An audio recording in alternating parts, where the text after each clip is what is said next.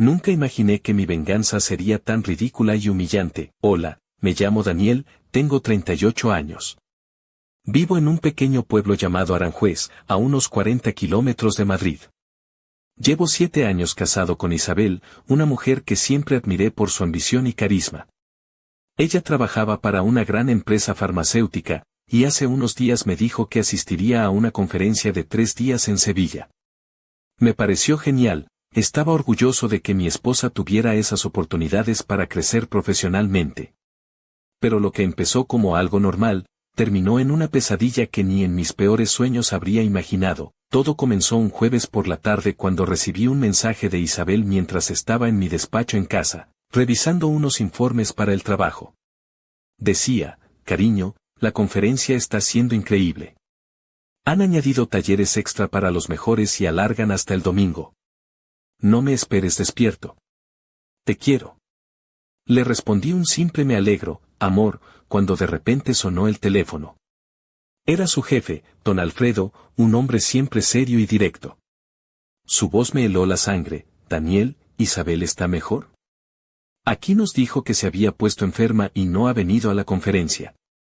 Es un evento obligatorio y su ausencia puede afectar su evaluación trimestral.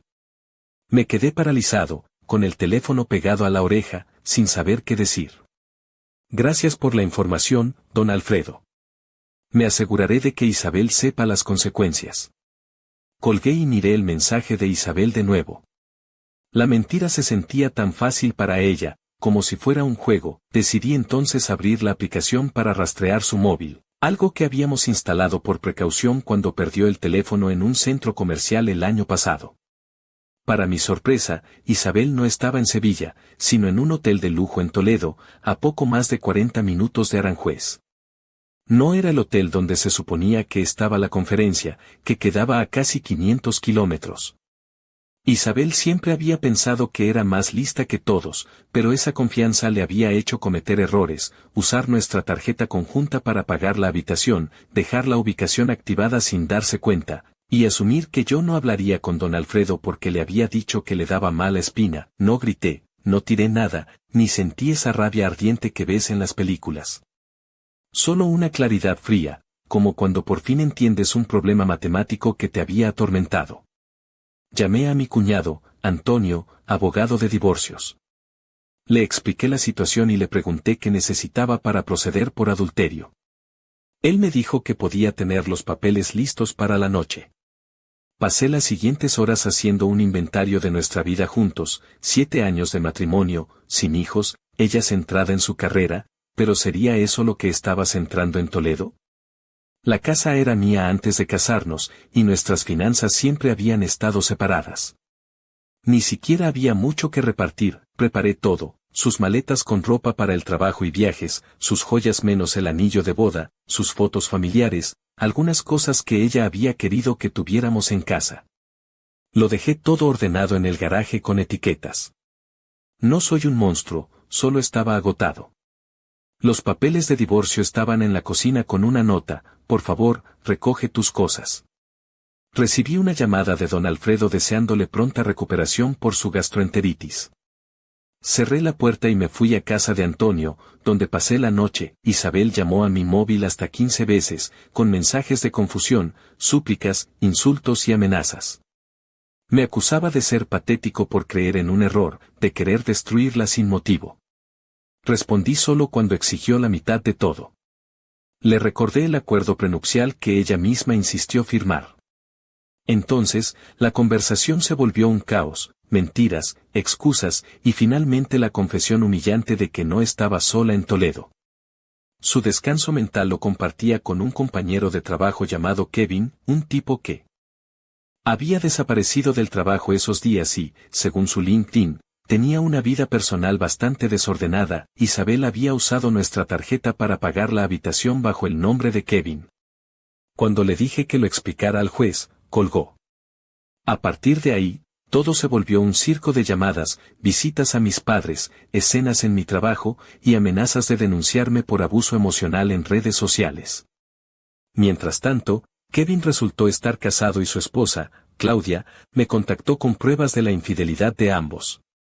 En un café, Claudia me mostró fotos, mensajes y recibos que confirmaban el engaño.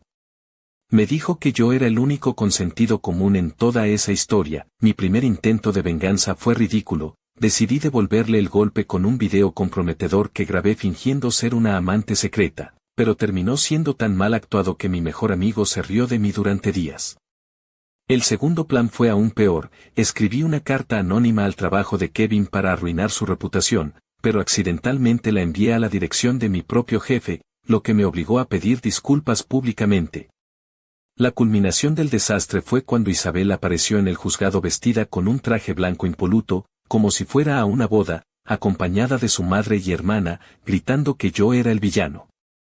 La juez, una mujer con años de experiencia, escuchó todas las pruebas, desde los recibos hasta las amenazas y el intento de fraude, y no tuvo dudas.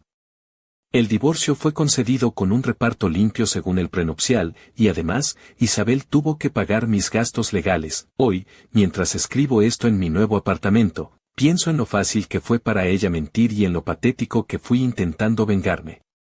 La vida sigue, y aunque a veces siento vergüenza por cómo manejé todo, sé que merecía algo mejor.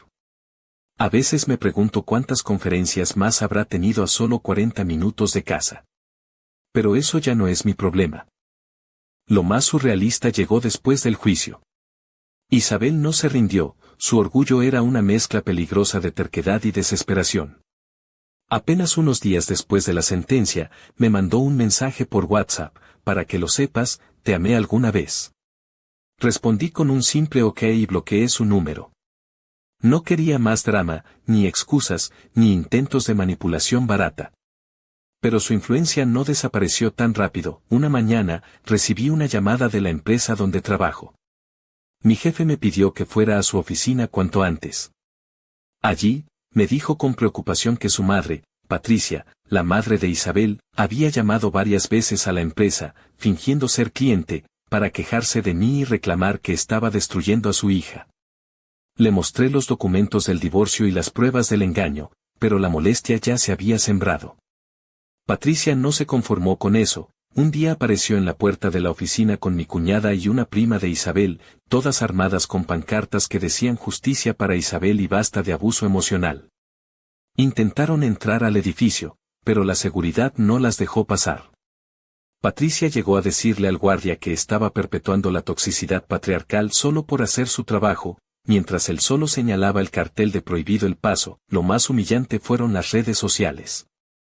Isabel lanzó un blog llamado Sobreviviendo al abuso narcisista, donde contaba una versión distorsionada de nuestra historia, con detalles inventados y acusaciones falsas. Lo peor era que pedía suscripciones pagadas para acceder a contenido exclusivo sobre cómo sanar el abuso. Recibió 17 suscriptores, entre ellos mi abogado, que guardó todo como evidencia.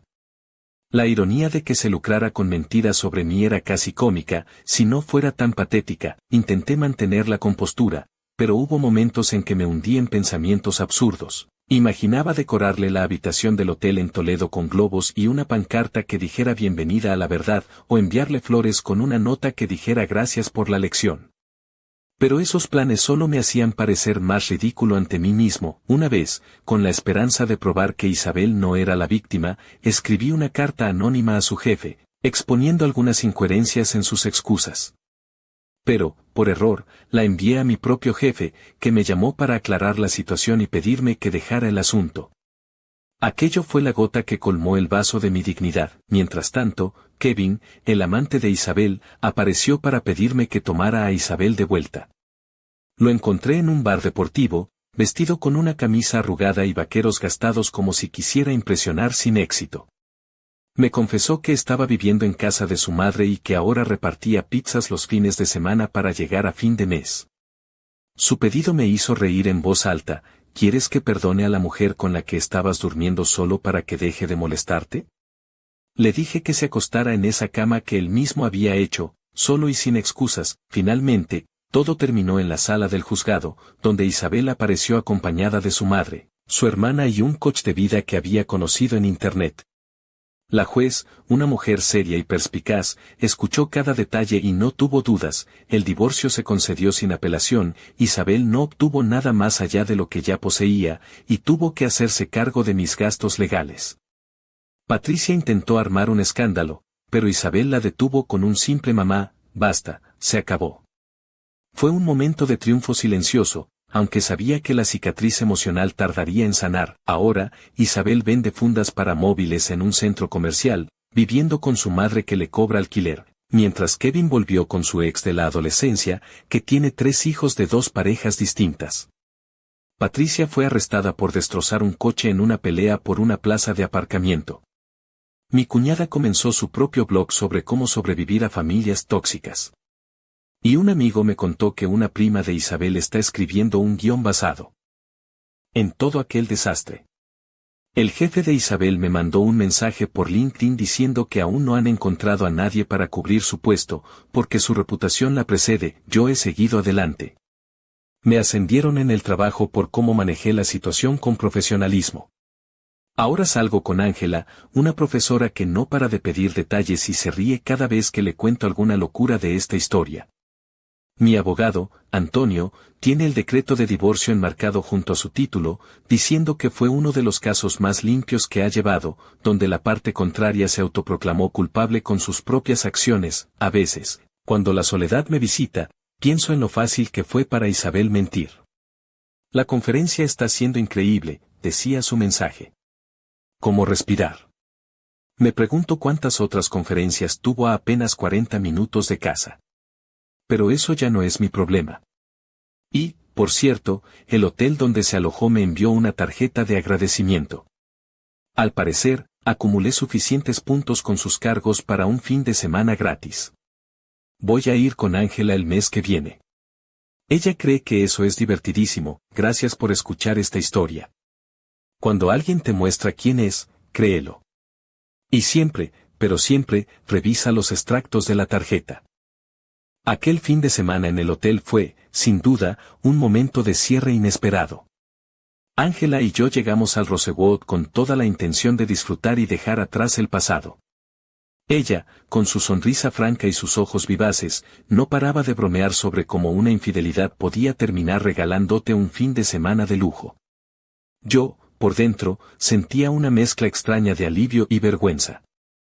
Al entrar en la suite que había pagado Isabel con nuestra tarjeta, me sorprendió lo bien decorada que estaba, con cortinas de terciopelo, un minibar repleto y una terraza con vistas al río Tajo. Era imposible no pensar en todo lo que había pasado allí, en las mentiras y en las promesas rotas. Mientras Ángela se cambiaba para bajar a la piscina, yo me quedé en la habitación revisando mensajes antiguos y fotos que había guardado por si acaso. Allí estaba ella, sonriente, con aquel vestido rojo ceñido que le había regalado en nuestro aniversario, y a su lado, Kevin, con esa expresión arrogante que ahora me parecía casi ridícula. Recordé cómo había intentado reconstruir mi dignidad con la ridícula venganza del video falso, la carta mal enviada y las llamadas desesperadas para confrontarla. Todo eso parecía una película mala de la que yo era protagonista involuntario. A lo largo de esos días, Ángela me escuchó sin interrumpir, solo con esa mezcla de comprensión y asombro que solo quienes no han pasado por algo así pueden ofrecer. Me preguntó si alguna vez había sentido que la vida te pone a prueba para enseñarte una lección. Respondí que sí, y que la suya había sido dura, pero necesaria. Que, aunque me hubiera hecho pasar por momentos bochornosos y dolorosos, también me había obligado a conocerme mejor, a poner límites y a no permitir que nadie me faltara al respeto. En una de esas charlas, Ángela me contó que ella había pasado por algo parecido en su familia y que, a veces, las personas que creemos conocer pueden sorprendernos para mal. Pero también me recordó que no todos somos iguales, que hay personas que valen la pena y que merecen nuestra confianza y cariño.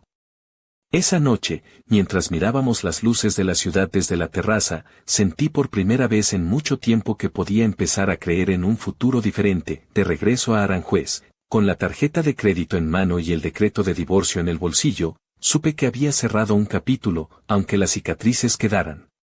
Y aunque Isabel y Kevin siguieran sus caminos, con sus errores y consecuencias, yo tenía la oportunidad de construir mi propia historia, lejos de mentiras, juicios y venganzas infantiles. A veces, Cuando me cruzo con alguien del pueblo que me pregunta por Isabel, solo sonrío y digo que ya no forma parte de mi vida.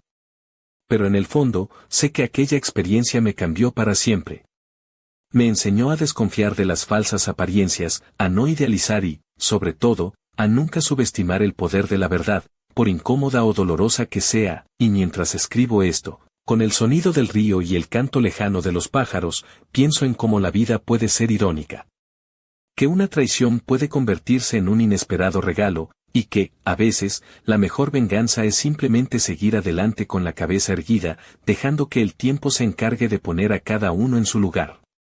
Gracias por acompañarme en este viaje. Porque, al fin y al cabo, todos merecemos una segunda oportunidad, aunque sea para empezar de cero.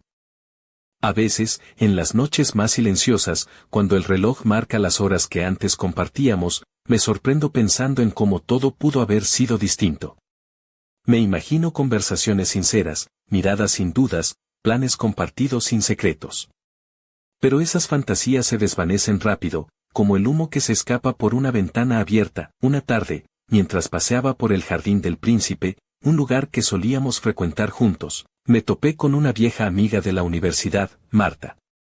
Ella siempre tuvo un sexto sentido para leer entre líneas, y no tardó en notar la sombra que llevaba conmigo. Después de escuchar mi historia, me dijo algo que se quedó grabado en mi memoria: Daniel, las heridas que no se ven a veces son las que más duelen, pero también las que más enseñan. Tenía razón. Había cerrado la puerta a Isabel, pero aún quedaba mucho por sanar en mí. Decidí entonces inscribirme en un taller de escritura creativa en el Centro Cultural de Aranjuez. No buscaba solo aprender a contar historias, sino encontrar una forma de ordenar mis pensamientos y emociones. Allí, entre palabras y personajes ficticios, empecé a reconstruirme. Fue curioso, porque cada relato que escribía parecía llevar un poco de mi verdad escondida, de mi vergüenza, de mi rabia y, poco a poco, de mi esperanza. En una de esas sesiones, conocí a Clara, una mujer de sonrisa tímida y ojos brillantes, que también había pasado por situaciones complicadas. Su presencia era un bálsamo para mis heridas, y sin darme cuenta, empecé a abrirle partes de mí que ni yo mismo entendía completamente. Con ella aprendí que la confianza es un puente que se construye con paciencia y con pequeños gestos diarios, y que no todos los finales están escritos desde el principio. Mientras tanto, en el pueblo, las habladurías sobre Isabel y su drama seguían circulando, pero a mí ya no me afectaban. Había decidido dejar atrás el rencor y la vergüenza, y me concentraba en lo que podía controlar, mi presente y mi futuro.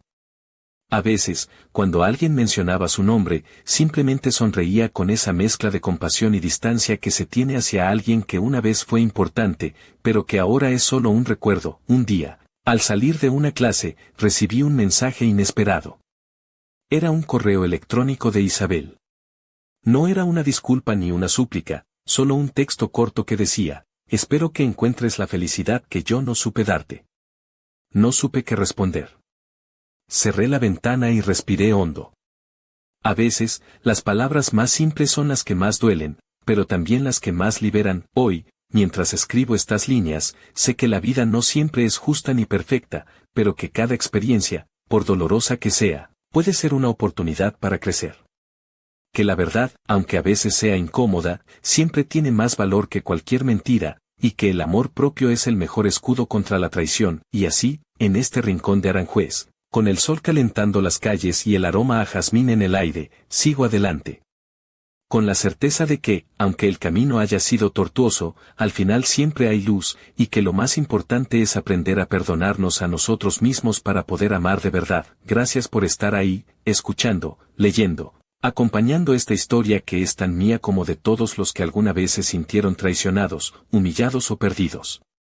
Porque, al final, todos buscamos lo mismo: ser comprendidos y encontrar nuestro lugar en el mundo. Hay momentos en los que la memoria se convierte en un visitante incómodo, que llega sin avisar y se instala en los rincones más inesperados. Una tarde, mientras preparaba el café en la cocina de mi nuevo apartamento, sonó el timbre. Abrí y me encontré con Marta, la amiga de la universidad que me había escuchado meses atrás. Traía consigo una caja pequeña, envuelta con cuidado. Pensé que esto te podría ayudar, dijo, entregándome la caja con una sonrisa suave. Dentro, había un cuaderno en blanco y un bolígrafo. Para que sigas escribiendo tu historia, añadió. Aquel gesto sencillo me hizo comprender que, a pesar de todo, no estaba solo en este camino. Que había personas dispuestas a tender la mano sin juzgar ni pedir nada a cambio. Decidí entonces que era hora de empezar un nuevo proyecto, algo que pudiera transformar lo vivido en algo positivo.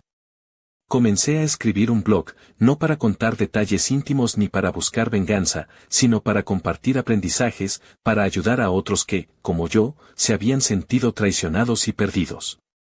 No era fácil abrirse, pero cada comentario de agradecimiento me confirmaba que valía la pena. El proceso me llevó a descubrir facetas de mí mismo que desconocía, la resiliencia, la paciencia, y sobre todo, la capacidad de perdonar. No se trataba de olvidar o justificar lo que había pasado, sino de liberarme del peso que me impedía avanzar.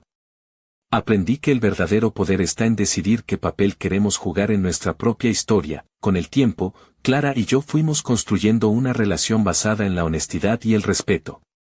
No pretendíamos que nuestras heridas desaparecieran de la noche a la mañana, pero sí que fueran parte de un camino compartido, donde ambos podíamos crecer y apoyarnos.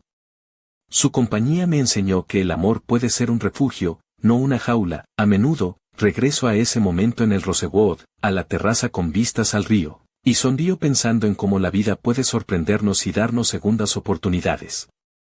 Porque, aunque el pasado nos marque, no define quiénes somos ni hacia dónde vamos. Hoy, mientras escribo estas últimas líneas, siento que he cerrado un ciclo y que estoy listo para lo que venga. Que las heridas, aunque cicatrizadas, me han hecho más fuerte y más consciente. Que el verdadero triunfo no está en la venganza, sino en la capacidad de seguir adelante con dignidad. Gracias por haberme permitido compartir esta historia. Ojalá que, de alguna manera, te inspire a enfrentar tus propias batallas, a encontrar luz en la oscuridad y a creer siempre en la posibilidad de un nuevo comienzo.